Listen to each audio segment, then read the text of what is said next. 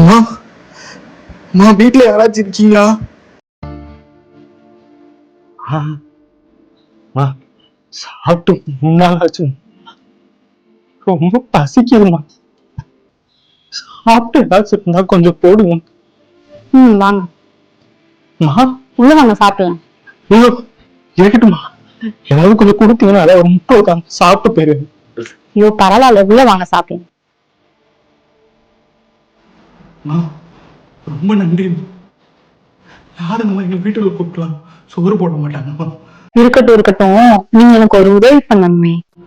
சொல்லுங்கம்மா, பண்றேன்.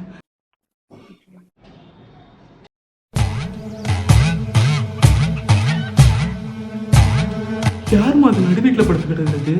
என் ஹஸ்பண்ட் தான். சரக்கு எதுவும் அடிச்சுட்டு படுத்திருக்காரா? சரக்குலாம் அடிக்கல, நான் தான் அடிச்சு கொண்டுட்டேன்.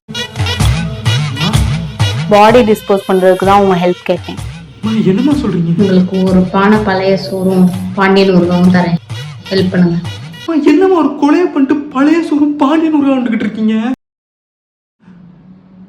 பிரியாணி போட்டால் ஓகே, நான் பண்ணுறேன். பக்கத்தில் நமக்கு தெரிஞ்ச ஒரு மயானம் இருக்குது, நாங்கள் கூட்டு போனால் காது வச்ச மாதிரி இதை முடிச்சிடலாம். பிரியாணி போடுவீங்களா?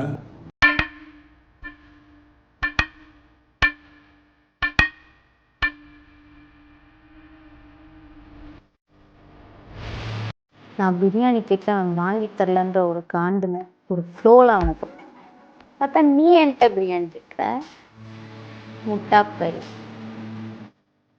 நீங்க 2 பேரும் எப்படி டிஸ்போஸ் பண்ற?